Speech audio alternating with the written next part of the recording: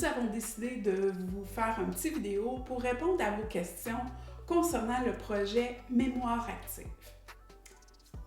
Première question qu'on se fait poser, c'est à savoir le montant maximum. Comme nous allons évaluer l'ensemble des projets et l'ensemble des demandes qu'on va avoir reçues, le montant est difficile à déterminer parce qu'on ne sait pas combien encore de demandes on va recevoir, mais je vous dirais entre 500 et 1000 $. Vous pouvez faire votre demande dans ces eaux-là et après, selon le montant qui vous sera accordé, vous pourrez faire des choix. Deuxième question qu'on se fait poser, où on doit acheter le matériel. Dans le fond, il y a plein de boutiques que vous pouvez utiliser, CDS, Eugéria, Brault et Boutillier, mais vous pouvez aller en dehors du panier bleu comme c'est le cas dans le programme Population Active. Vous pouvez aller sur Amazon, sur Renaud-Bré, sur Archambault pour vous procurer ce matériel. Troisième question qu'on se fait poser, quel matériel on doit acheter? Alors, c'est du matériel d'activité cognitive, donc ça peut être des casse-têtes, ça peut être du matériel au niveau plus culturel, ça peut être du matériel au niveau sensoriel, ça peut être aussi également des livres qui viennent vous aider dans votre animation auprès de cette clientèle. L'autre question qu'on reçoit, c'est pourquoi le privé ne peut appliquer sur le programme. Dans le fond, c'est une demande du partenaire qui finance le projet Mémoire active.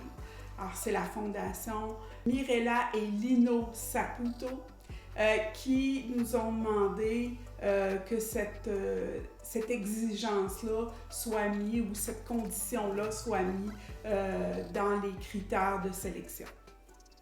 Vous pouvez, si vous avez un organisme, un OSBL dans votre organisation, vous pouvez quand même passer cette demande-là en passant par cette association-là. Ce qui est important que je vous dise, c'est important quand vous allez recevoir votre lettre qui va mentionner le montant que vous dépensiez ce montant-là.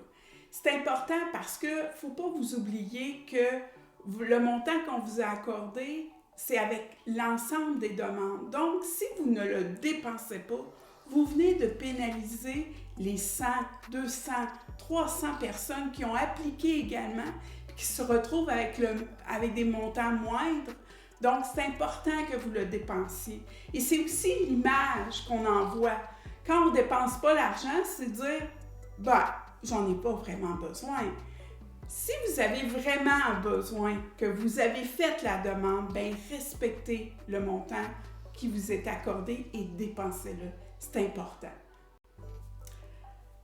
L'autre chose aussi qui est importante de dire, c'est que si vous manquez d'inspiration au niveau des objets que vous voulez acheter, on vous invite à venir nous voir le 16 février au Zoom Café.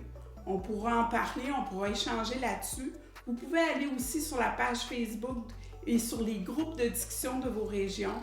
Il y a des échanges. Vous pouvez aussi également demander de l'inspiration à vos collègues et échanger avec eux. Alors, je vous rappelle la date limite, c'est le 6 mars prochain qu'on doit recevoir vos demandes, votre formulaire, sans oublier vos soumissions. Alors, si vous avez d'autres questions, n'hésitez pas à communiquer avec le personnel de la FQLI. Ça va nous faire plaisir de répondre à vos demandes.